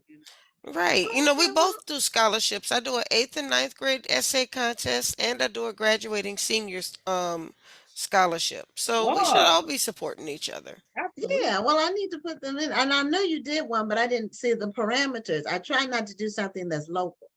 It has to be at least like regional or national, because the book goes everywhere. And so I thought I did it that way because my fans are all over, and I know that they have kids that are graduating from high school, and so I want to help in some kind of way. I'm always giving something back. Okay, well, I'm gonna have to contact you so I can get the information to put it in the book absolutely. before, because I'm literally by the end of this month, I will have the book all the updates finished, and I'll be uploading it for Kindle first. Then I have to get the printed versions. So didn't I see that you are a publicist? Well, I have been, but I kind of put that on hold. I got this show is sort of my publicist. Right. I did a pivot, and now I get to talk to and promote many authors. Every week I get to promote, different people, and not only authors. We promote all kinds of people in the literary space. Okay. So, yeah. So tell people who might be interested in reading books under the K. Renee umbrella or by K. Renee, and authors who may be interested in signing with K. Renee. Tell them what do they do? Where do they go to find out? All right. So with K. Renee, the author, I'm on Amazon. You can go to Amazon and just type in K. Renee. To reach me on Facebook, I'm Karen Renee. Okay. And forgive me, but I'm real with it when it comes to remembering my IG. That one is hard. So okay. On my IG, it's author K. Renee. Okay. All right. In regards to the authors of K. Renee Presents, you can just type in K. Renee Presents on Amazon and that should come up. Also, you can go to www.krenepublications.com, and my authors are listed there as well. We do have to update the site, but for the most part, most of the authors and their books are listed on krenepublications.com. Okay, I put authorkrenee.net in the chat. Authorkrenee.net is Author K. Renee's website. That's your website. Okay. So do you have like submission guidelines on your on the K. Renee Publications? To be on K. Renee Publications, I believe. Okay. Okay, I'm putting that one in the chat now. Yeah, krenepublications.com. Okay, wonderful. Well, thank you so much for being a guest. I'm going to be in touch with you about the scholarship, and I would love to get it in the book in the next edition. When is your deadline, like for your submission deadline? Do you know yet? I think I want to say its deadline starts in February and it ends in March or April. I gotta look. I'm not really okay. sure. Okay. Well, you can tell me that. That's good, because my book is organized by deadline date. So because that's the most important information about a scholarship is absolutely. The deadline. Absolutely. We're gonna announce the winners. I do know at the Literary Gem Award in New Orleans. Okay. All right. Great. Well, thank you so much. Good meeting you. Finally, I've seen all your books. And thank you so much for being a guest on Black Authors Matter TV. Thank you. Thank you for having me. And happy holidays. Same to you, ladies. Same to you, ladies. Thank you. Take care. Take care. Bye-bye. Bye-bye. Bye-bye. Okay, before we bring on our final guest, did anyone win the book? I did not see a response. Okay, well, we'll table that for maybe next week or next year. So wait, I don't know. Did you ever send what? I don't think you ever sent me that. You did. I did. Okay, wait. I'm gonna go back and look, because I'm trying not to say anything just in case they're still trying to listen for the answer. Let me see. I don't see the answer anywhere in these comments. And I'm looking. Oh, Mary Evans. Good. See, that's what I was trying to think. Because Lydia got the other book. Okay, Mary was waiting for somebody else to get the other book. Right. So that's what. And she said, "Forget this. Let me go ahead and get the answer." So, but the answer is 11. Yeah, here it is. That's what she put. I was trying not to say 11 because I didn't want to give anything away. I found it. Okay, or in case nobody had put it there. Right. All right. Well, our next guest is Vernet Nettles. She is the author of the book Prayers for Your Fasting Journey, and she is under the BK Royston Publishing umbrella. So, Vernet, we welcome you to Black Authors Matter TV. Now, good evening. Good evening. Now, Good evening. I saw you at the festival this year. Yes, ma'am. But I've seen you before. Where was it? Was it at a previous festival? Yes, ma'am. I was at the 2019. Oh, okay. And The last then one this- before COVID. Yes, ma'am. Okay. I knew I had seen you. When I saw you, I said, okay, I know her. Yes, ma'am. Okay. Well, welcome to the show. And Thank you for having me. on your books. Now, your book that you had in 2019 wasn't with BK Royston, was it? I had one with BK Royston and one not. So that was Okay. I had 2 books on the table. Okay. And she helped me launch my second book. Oh, okay. Okay. Well, great. So I have one question before we get into your book. How did you find, did you self-publish your first book? No, ma'am. My first book was published with Zulon Press. Okay. Oh, okay. But the Mhm. was that a print on demand, or did they actually help people publish, or were they just, you send them your book and they print it? You know No, what I'm it's they do help you. They do help you through the Okay. process. Okay.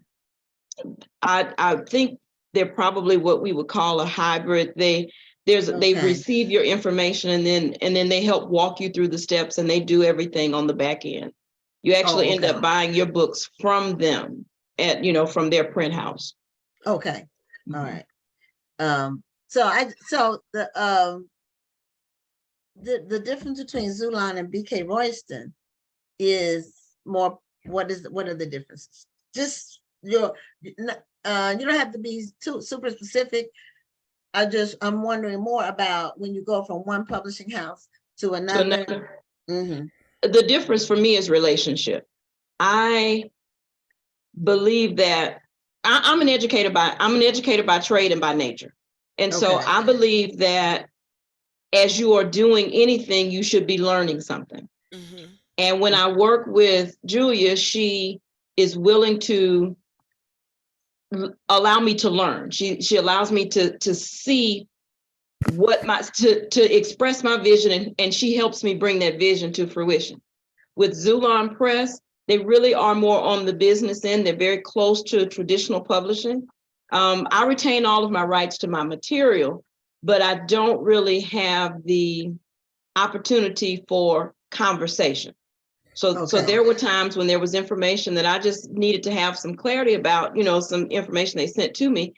And I really didn't get a chance to talk to a person. I was able to talk to the person who was handling my case, but not really the person doing the work. And so I found often that I was repeating myself because I would say one thing to that person and then they had to translate it. And so relationship really is the biggest thing that I get from BK Royston Publishing.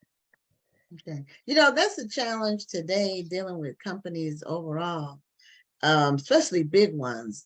I hate chatting with the computer, and then I hate it. It Yes. says I can I just want to skip understand. over the whole thing and say Yeah, operator. yeah. Press 0.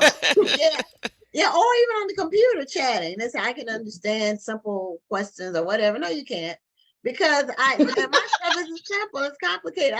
I need to tell you my problem. I can't do it with that, and on the phone too. Yeah. You try to get to the operator, a live person, and they say, well, we'll send you. You all know you have the same experiences. Yeah. And then when you finally get to a live person, it's somebody that doesn't speak English well. That drives me nuts. Okay, you can't understand me. I can't understand you. This is a waste of my time. Can you send me to a native English speaker? Or can I hang up and call back and get one? Get somebody else. No, don't do that. Yeah, please don't do that. So anyway, but tell us about your book, Prayers for Your Fasting Journey. So is this about fasting? This book is about fasting. Before I answer that, let me say this. You Okay. are the reason that I found BK Royston Publishing. Oh, Because I was looking for a way to continue promoting my first book and looking for someone to help me publish my second book, and came upon the National Black Book Festival website. And my brother said, go for it. And I kept looking through the website, and she was on the website, and it just kept coming back to me. And so I would not have found her had I not been perusing your site. Well, I have to tell Julia that, and I have to tell her I might need to set up a different arrangement with her and get a commission. I'm joking. Miss But Lynn, don't you dare get me in trouble. no, I'm joking, because my whole mission in life has always been to connect people together.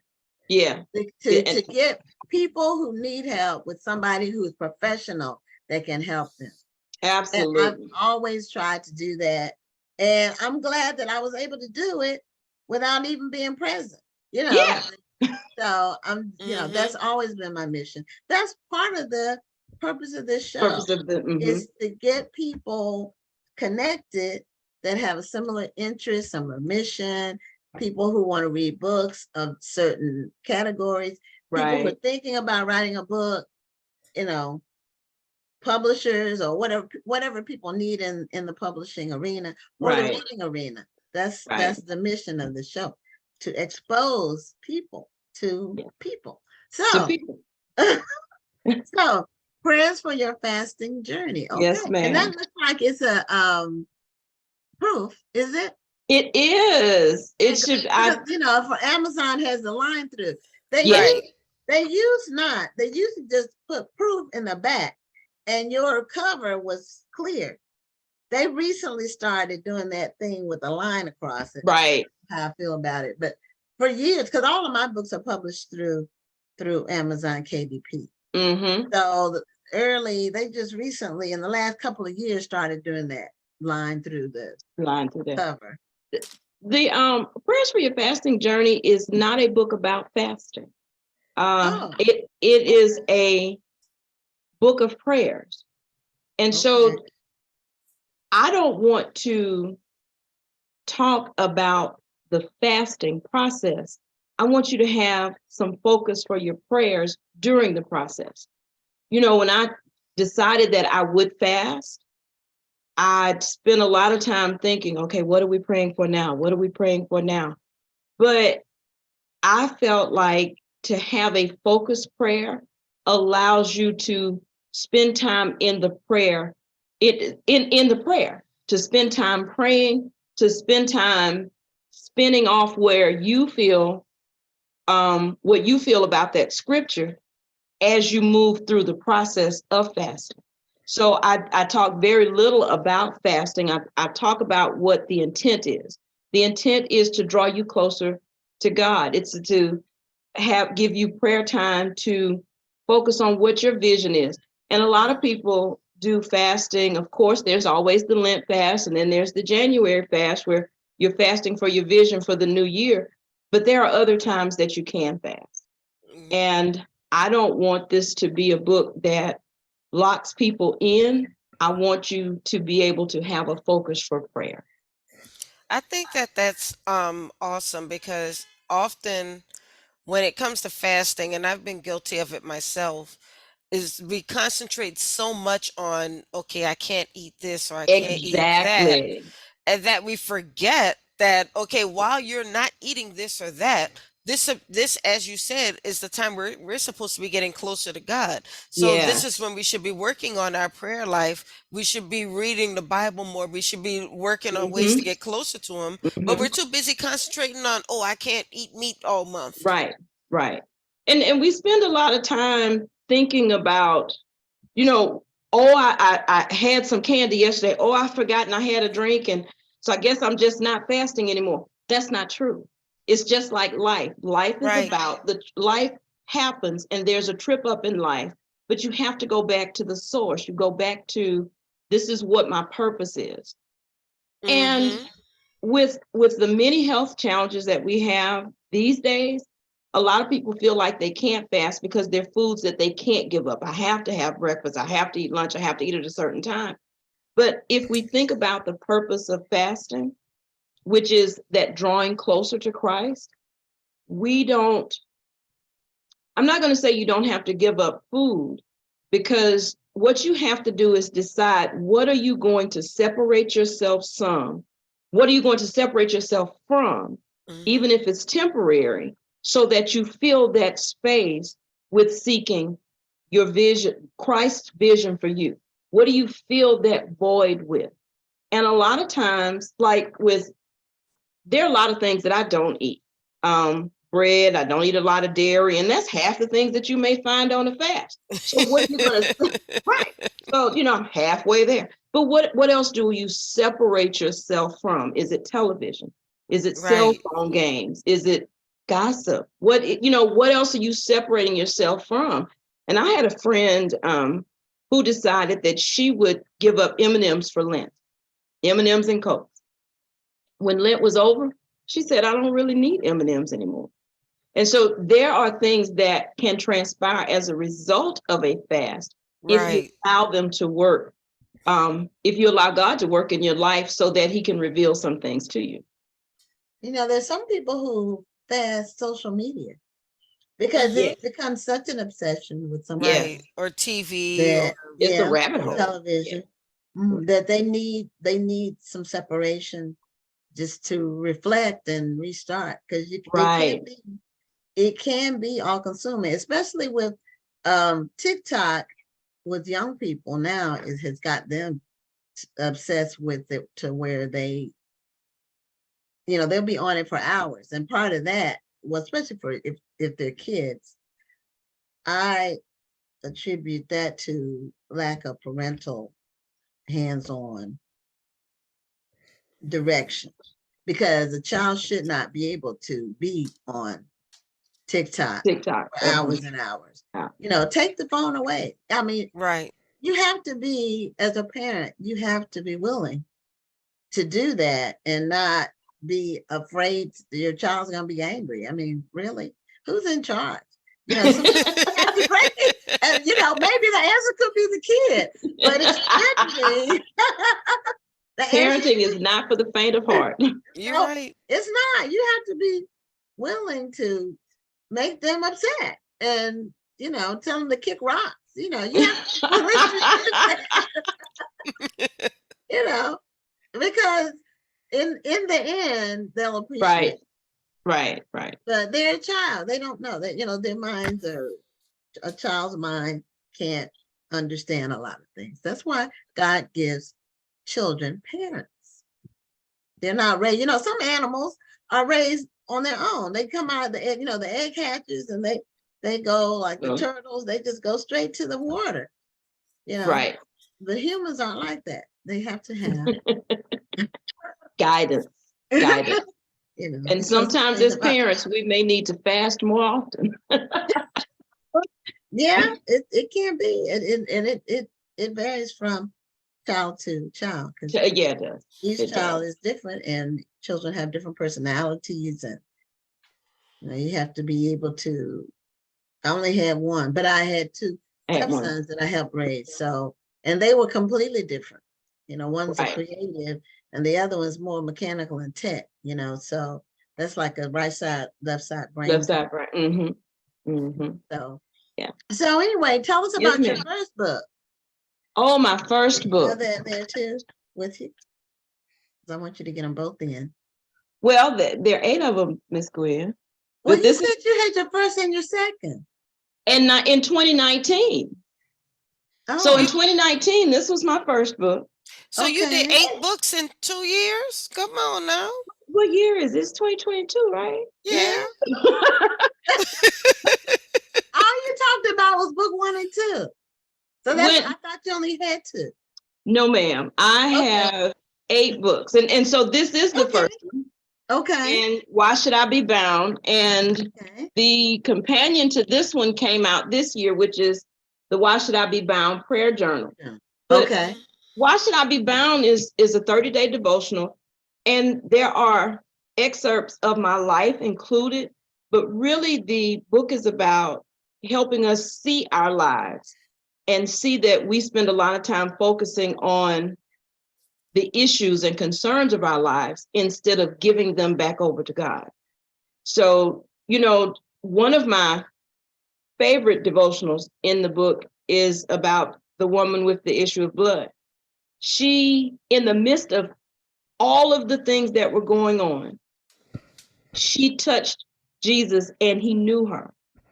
We have to decide that in the midst of all of what is going on in our lives, that we reach out and continue to seek Christ, because he's waiting on us to meet him, and he greets us where we are. And so the Why Should I Be Bound is really 30 devotionals that help us reframe how we think about the issues in our lives.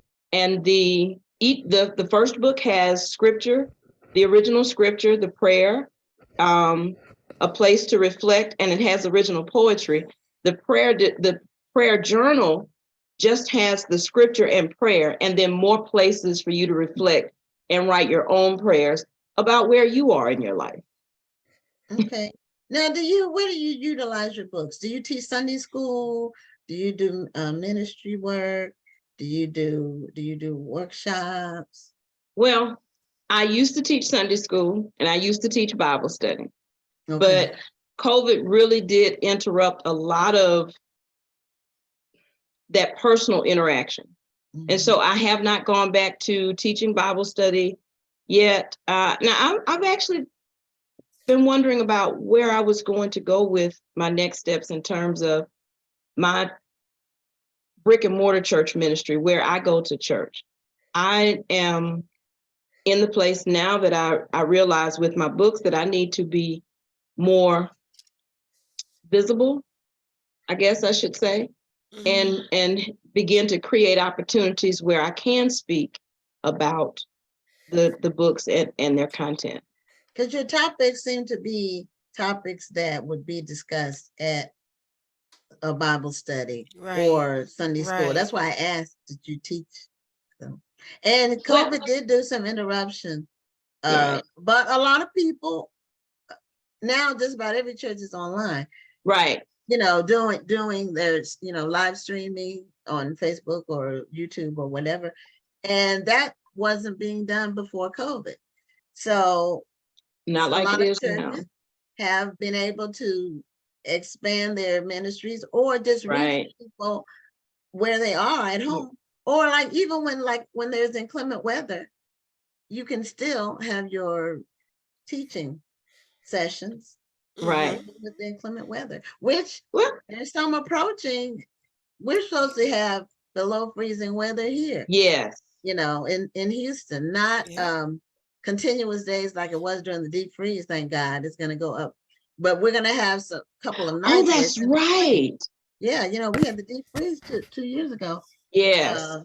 So we're supposed to be in the 20s this weekend for 2 nights in a row, which is uncommon for us. We normally don't get in the 20s in the wintertime at all, ever, even at night. Even below freezing is uncommon. Right.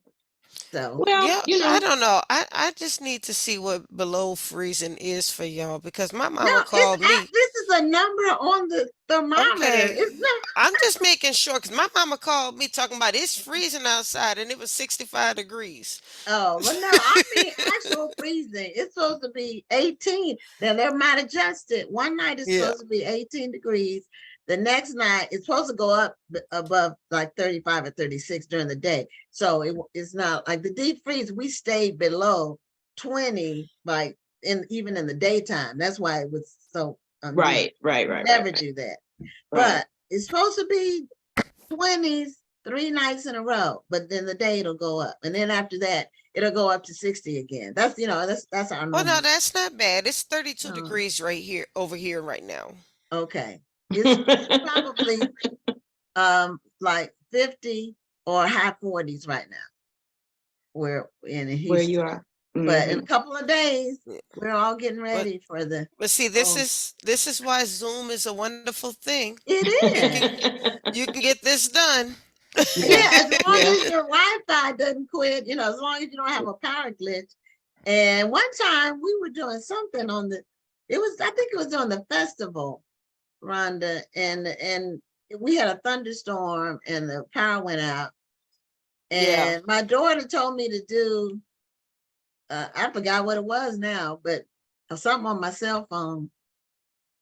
I forgot what it's called because I haven't used it since. But anyway, what is it called when you can you can be on Wi-Fi using your phone in the like for TV, even for cable. What is that called? I forgot what it's called. I don't know what you're talking about. You do know because you did it one time. You did it one time. That's funny. I can't think of the words. But Yes, anyway, ma'am. even though COVID did disrupt churches around the world for a time, we're back now, and we're back with different technology that even people who were normally tech averse have adopted. Yeah. So it's really a matter of, full transparency.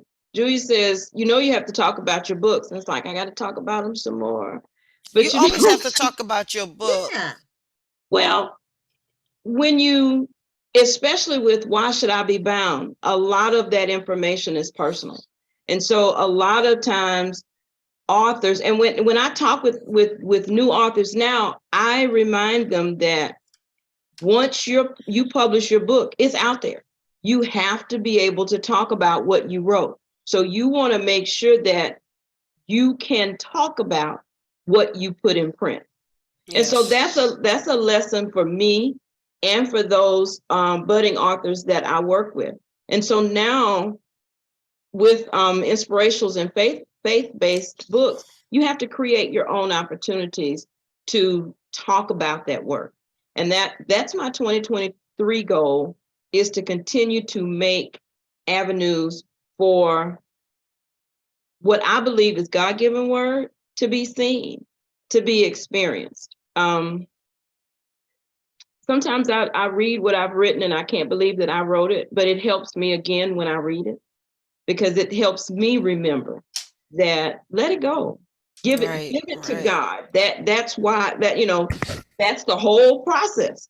Give it to him, and then you live your life. Because if God can forgive you, then what makes you better than God that you can't forgive yourself? You have to work on that.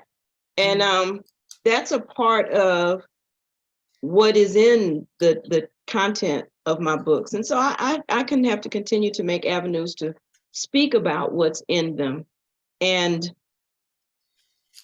be a part of the process. Well, this is definitely a great time of year to discuss your book, because this is the time where people are going to be fasting. They're going to be having their New Year's resolutions and so forth. Right. So and planning for the next year. Right. Yeah. Absolutely. And so I wish you all the best with your book, because there are a lot of people who need it. Like I said, we fast every year, but sometimes we concentrate on what we're eating and what we can't eat, rather than concentrating on getting closer to God. So I really love where you're going with your book. Thank you. So let people know how they can get the book. Yes, ma'am. Or any of your books. Any of my books. Well, I do have a website. My website is www.vernetcnettles.com. And of course, they're available on Amazon. I also have a second website, www.vcndailypray.com. I do a weekday prayer every morning. So there's a scripture and prayer on that website every morning. And for the weekdays, I don't do the weekends. Okay. And those are the two ways that I can be. And of course, I have Facebook. And, full transparency, I'm still working on my social media game. But I love how you always say full transparency. Yeah, well, it's allowed, and we're all working to do better or improve it, because they keep changing the algorithms and all kinds of stuff. So we have to try to keep up.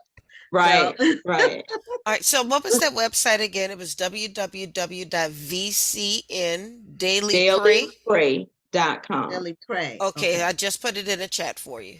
Okay, I see the first one, and I guess I'll see the second one. Yeah, it'll pop up in a second. I just hit send. Okay, all Yeah. right, yeah. All right. Well, Oh, thank you very wow. much. You found it? Yes, I see it, Okay. and I forget that when you put in VernetCNettles.com, it comes up with the largest picture on my site, and the largest picture on my site is our upcoming book expo in March in Montgomery. Yeah, Okay. All right. yeah. Well, thanks so much for being a guest on Black Thank Authors Matter you. TV, and Merry Christmas and Happy New Merry Year. Christmas. All right. Thank you so much. And thank you. Have a great holiday. Happy holidays, Merry Christmas, and have a blessed New Year. And the same to you. Thank you. Thank you. Okay, so that's it. This is our last show before Christmas. Oh. Yeah, so when we come back next year, next week it'll be after Christmas, and it'll be our last show of the whole year of 2022. So for those of you all who continue to tune in every week or whenever you get a chance, we appreciate you. And for those who watch, we have a lot of people who watch after the fact, because Yes. after a week, we normally have 1,000 views for the show. So we really appreciate you all. And we won't see you before Christmas, so have a merry one. And I hope you get lots of presents and eat lots of food and enjoy yourself. I'm Gwen Richardson signing off. And I'm Dr. Rhonda Lawson. Have a great evening and a wonderful week. Thank you for tuning in, and join us next Tuesday at 7 p.m. Central, 8 p.m. Eastern for another edition of Black Authors Matter TV.